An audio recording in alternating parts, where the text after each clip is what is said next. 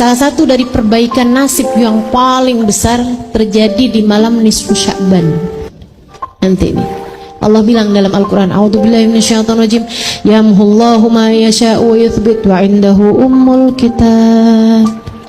Ada yang catatan nasibnya nih dihapus-hapus sama Allah, ada juga yang ditetap-tetapkan sama Allah, kita nggak tahu. Ada yang nasib jeleknya dihapusin diganti yang bagus-bagus, ada yang nasib bagusnya dihapus-hapusin diganti yang jelek-jelek. Nabi ketika cerita tentang ayat ini kan ayat nih, yamhullahu ma yasha'u wa yuthbit wa indahu ummul kitab. Allah yang punya lauhil mahfud, Allah yang punya buku nasib manusia. Itu akan ada waktunya Allah tuh ngapus-ngapusin, ada juga yang netep-netepin gitu. Nabi cerita, dzaka lailatun nisf min Sya'ban, itu terjadi pada malam nisfu Sya'ban. Berapa hari lagi nih bisa kita hitung jari? 7 malam 8. Itu kesempatan emas buat kita teman-teman, jangan sampai kita lewatkan. Jangan sampai kita lewatkan. Allah banyak merubah nasib-nasib hamba-hambanya malam tersebut. Jangan sampai kita lewatkan. Apa yang bisa kita lakukan? 3 hal. Pertama, banyakin istighfar. Malam nisfu Sya'ban. Ustazah istighfarnya dari siangnya ya. Kalau siangnya namanya bukan malam. Ya, malam nisfu Sya'ban. Ya namanya istighfar mah bagus-bagus aja. Cuman maksud saya malam itu juga kamu jangan sampai enggak baca istighfar gitu. Banyakin baca istighfar sebelum tidur atau apa gitu. Pokoknya terus banyakin istighfar. Yang kedua, banyakin sedekah. Usahakan malam itu ada sedekah yang kita keluarkan. Malam ya, usahakan ada sedekah yang kita keluarkan. Sudah susah bener mau sedekah, keluar dulu malam-malam. Ya sekarang mah gampang, udah di tangan, bisa transfer pakai M-banking bagi yang punya, ya kan? Nggak punya usah minta tolong sama orang. Ada banyak cara teman-teman. Masalahnya cuma mau apa nggak mau gitu aja, ya kan? Kalau kamu mau, kamu bisa kok gitu. Sedekah tuh malam, ya. Sama yang ketiganya, kita amalin apa yang diamalkan sama para ulama-ulama sepanjang zaman ini ya, ngamalin ini. Jadi kalian nggak usah khawatir, ikut aja. Kalau buat saya sih, andai nggak ada yang ngajarin kecuali 1 orang guru saya gitu, saya ikut. Betul apa enggak? Apalagi ini dilakukan sama ulama-ulama sepanjang zaman. Saya mondok banyak tempat teman-teman, semuanya ngajarin yang sama.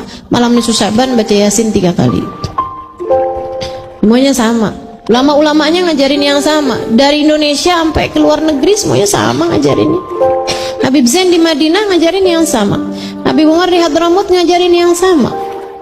Jadi saya ikut aja lah apa yang sudah diajarkan sama para kekasih-kasih Allah ini, para ulama-ulama Allah ini.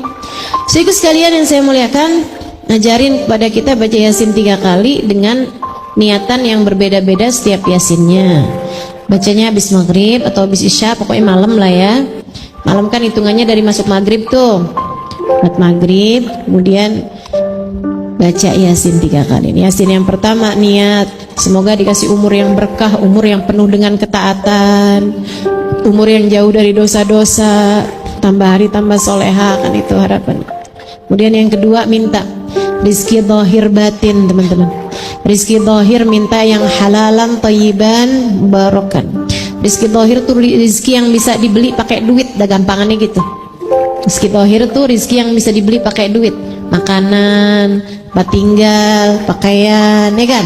Itu namanya rizki yang zahir. Kita minta rizki zahir yang halalan, thayyiban, mubarakan. Halal bendanya, ininya, komposisinya, kemudian thayyib kita dapatnya dari cara yang halal, mubarakan yang berkah, yang bawa kebaikan buat kita gitu. Kemudian selain daripada minta rizki zahir, kita juga minta rizki batin. Apa tuh rizki batin? Nih rasa-rasa yang ada di hati. Namanya rizki punya guru yang dapat membimbing, nih namanya rizki batin. Punya keluarga yang sayang, ya kan? Punya orang-orang di sekeliling, sahabat yang bisa mengajak kita kepada kebaikan. Itu kan nggak bisa dibeli teman-teman, betul nggak? Ya, yang nggak bisa kebeli pakai duit itu namanya rizki batin. Harus lebih banyak kamu minta pada Allah Subhanahu wa Ta'ala. Kemudian yang ketiganya, kita minta nih yang paling penting, Kita minta husnul, biar di akhirat disenengin sama Allah Subhanahu wa taala, diselamatin sama Allah Subhanahu wa taala, dibahagiain sama Allah Subhanahu wa taala, dikumpulin dengan orang-orang saleh insyaallah, dikumpulkan dengan manusia paling saleh insyaallah, baginda kita Nabi besar Muhammad sallallahu alaihi wa ala alihi wa sahbihi